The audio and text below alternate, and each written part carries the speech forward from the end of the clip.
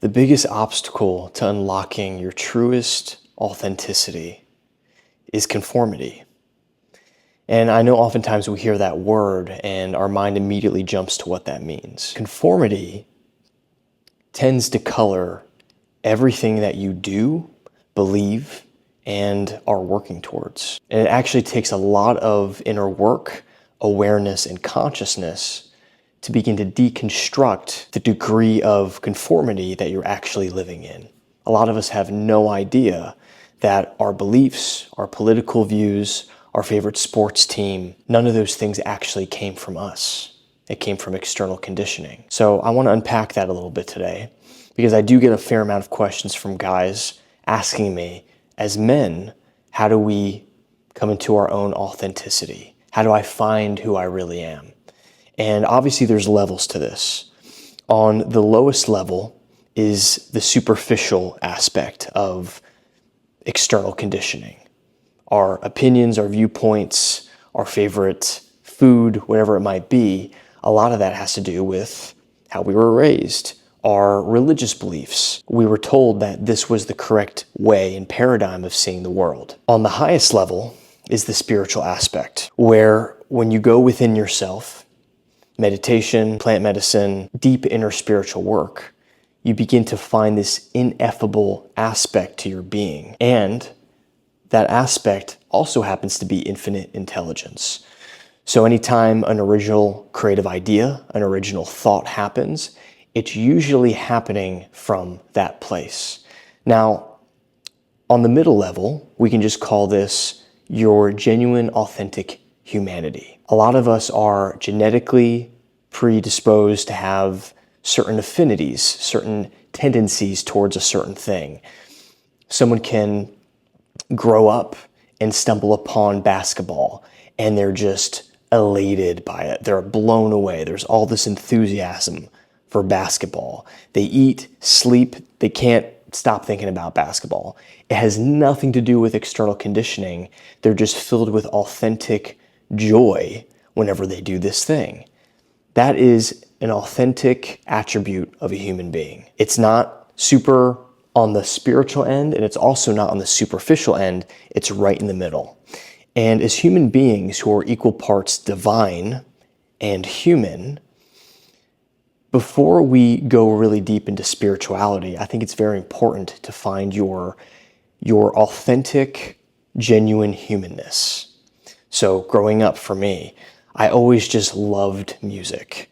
It just did something to my human heart. When I would hear it, it would heal me. It would give me a sense of peace or joy. If I was grieving, it would allow grief to come to the surface. And then I found that when I created music, it also had that effect, but it 10x'd that effect. So I began making music. For other people, they might not be that moved by music. Everyone on some degree is like, yeah, I like music, but it's not this profound thing for them. And, growing up, I would judge people who weren't so deeply impacted by music. I would consider them like simpletons or NPCs because they didn't have this affinity that I had. But then as time went on, I realized that certain people they're not predisposed for that thing. Whether it's genetically or the specific flavor of this human incarnation that they're in, it's that idea of being a unique snowflake, if you will, right? A very generic thing where people are like, oh, like everyone's like a snowflake, but it's actually true. A snowflake at the end of the day is just a snowflake, but there's nothing else quite like it. And it's in the snowflake, the human's best interest to get to know yourself on that human level. So where should you start with this?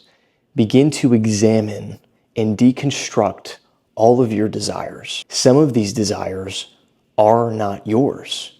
They were placed upon you by the external world. A lot of goals that we have, especially as men, we're working towards wealth or status or the perfect body. It takes real work to go within and ask yourself, are these desires actually mine? Or am I doing these things because I want external validation?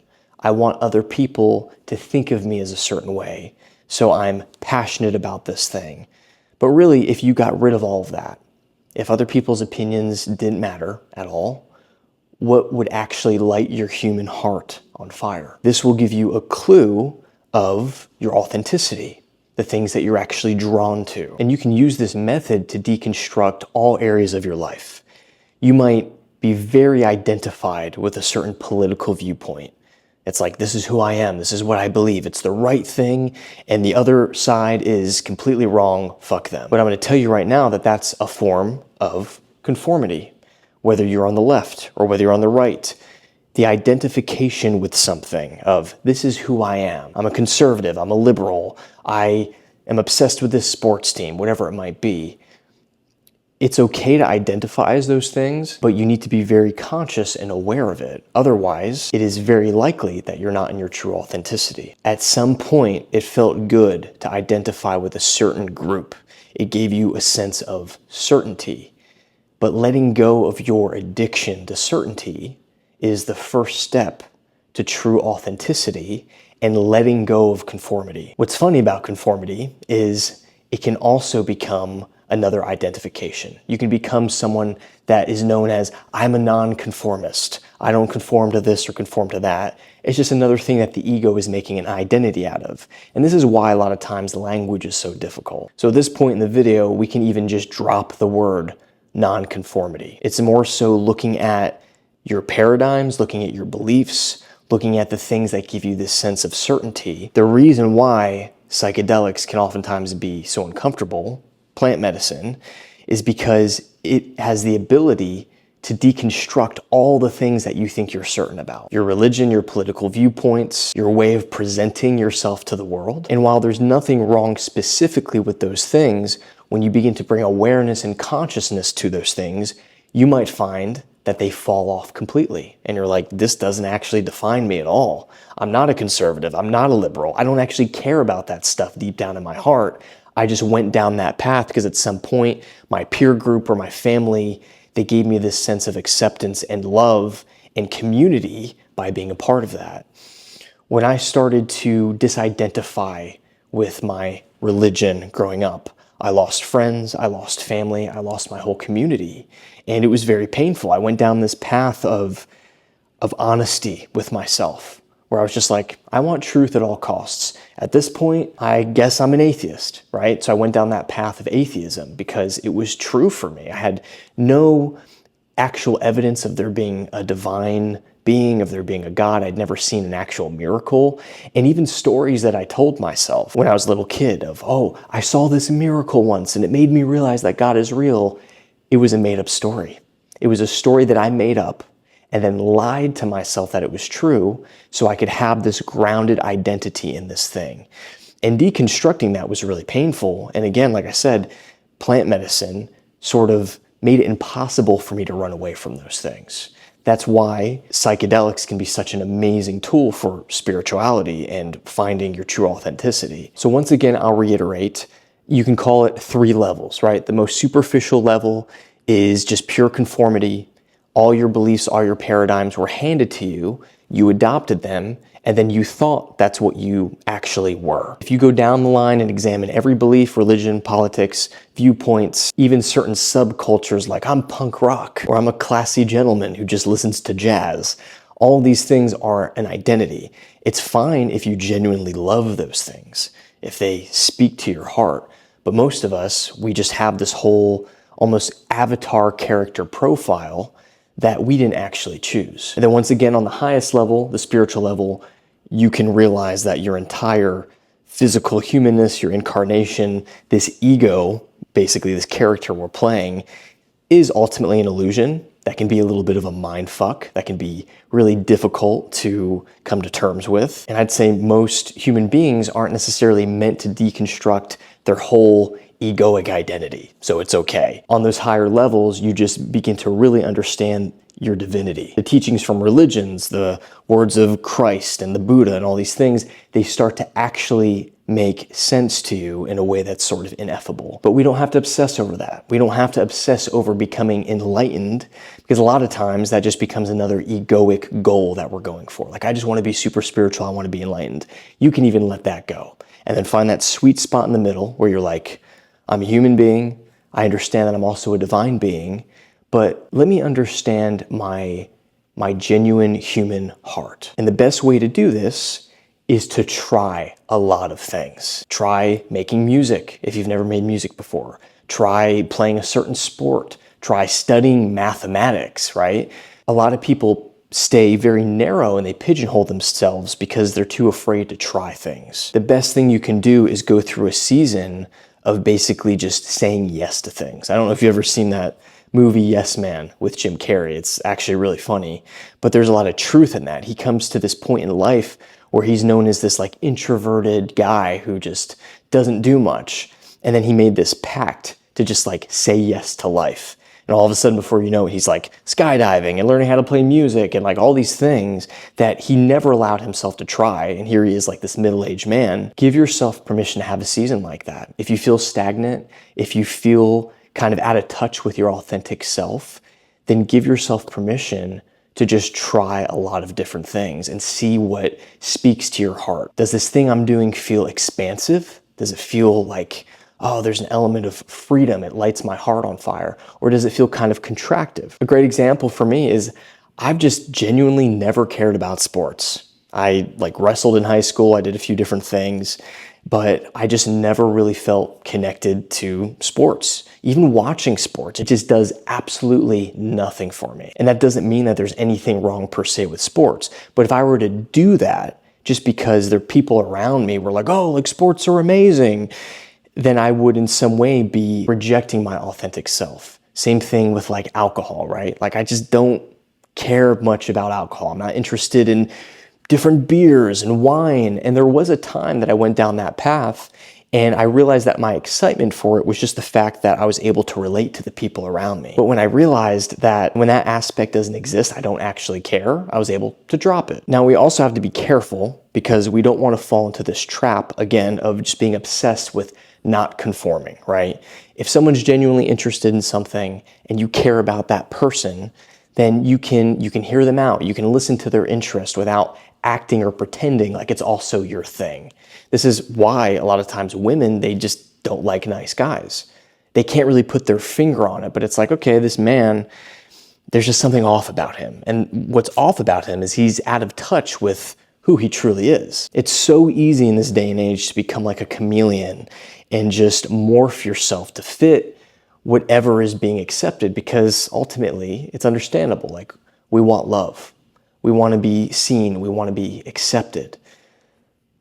That's where spirituality comes in. If you can develop a relationship with the divine, with God, through whatever means, your approval will come from within yourself. So the answers are always going to be within. All the avatars from the past, Christ, Buddha, they were always pointing us within ourselves. This is why things like meditation, breath work, and occasional plant medicine ceremonies can be such amazing tools. Those tools in and of themselves are not the answer, but they point you within yourself. And I can't tell you how often I even go through seasons where I realize, man, I'm just consuming so much content. I'm scrolling, I'm doing all these things. And when I get the fuck away from those things and allow myself to just be, it's like, all right, I'm gonna take a walk, no headphones. I'm just gonna walk. I'm gonna breathe the air. I'm gonna go home and I'm gonna sit in silence for 30 minutes to an hour and just let the chaos of the mind settle and see what comes to the surface. So again, there's levels to this. At the end of the day, I would just encourage you to deconstruct all of your viewpoints, all of your beliefs, all of the things that you think you're interested in. I had a client who I spoke to recently who's actually a pretty decent musician, and he looked me in the eye and he was like, I really don't care at all about making music. He's like, I started making music because I wanted people to view me a certain way. I wanted to impress women, but it was never for me. Like, I don't actually care about this.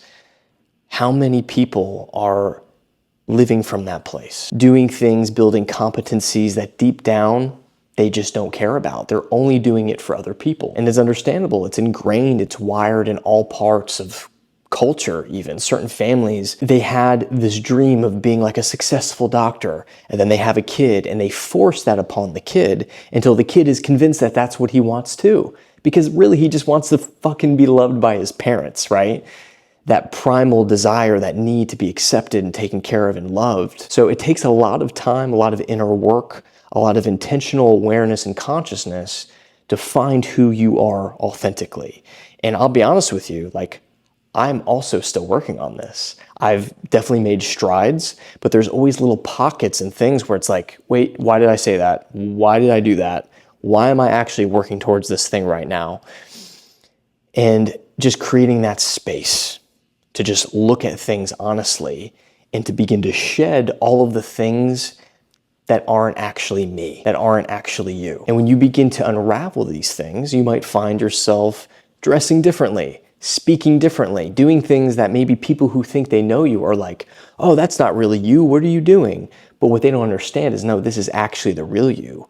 You've been playing a character this whole time, and you've been taking steps towards dropping the facade, letting go of the mask. So let me know in the comments if this speaks to you. Do a little bit of contemplation, a little bit of thinking. Ask yourself, what paradigms, what beliefs, what cultural groups or religion have I been participating in that I actually didn't consciously choose? It was presented to me and I just went along with the groupthink of my family or my community. Do not be afraid to go against the grain and question these things, to find who you are, because ultimately, yes, it'll be painful. You'll maybe go through a series of small deaths, like parts that you thought were you are actually dying and dropping off. But then what emerges from the ashes is who you actually are. So I hope this gives you the courage to look within yourself, start asking yourself some deeper questions. Again, let me know in the comments if any of the dots have connected, if any breakthroughs have happened. Share this with someone you think could benefit from it. And one more thing, I also offer very in-depth coaching and mentoring. I do one-on-one coaching and mentorship. Right now I have one slot available. I tend to work with a lot of entrepreneurs and guys who are in a financially good spot where they're not living in survival, because I'll be honest, this kind of work, it's a little bit more of a luxurious privilege. If you're not struggling on like how to pay rent and how to survive, then what's left is the deeper existential stuff. Inner healing, authenticity, purpose, transcendence. And this is the kind of work that I help men with. So if you think that that fits you, you can click the link below, fill out the application, and we can potentially hop on a call together and see if we'd be a good fit to work together. That's all I got for you today. Again, I understand it can be very scary to deconstruct some of these things. I still remember just being deep in fundamentalist religion. It was my whole identity. My parents were totally sold on it. They ingrained it in me as if it was life or death. And then there was a moment of awakening that I had when I realized, hey, I don't actually hate Muslims. Hey, I don't actually think people of other religions are going to hell. Hey, I don't hate homosexuals. I don't have this feeling in my heart that the divine sees these people through a lens of just like eternal punishment. And when I started asking some of these deeper questions, my whole community, they just essentially couldn't handle it. But oftentimes that's the cost of finding who you are and having an actual connection with God or the divine beyond just what you think is certain, because we're all just barely scratching the surface of how intricate and vast this universe actually is. So have the courage to look deeper within yourself. You are loved, you matter, and you've barely scratched the surface of what you're capable of. I'll talk to you soon.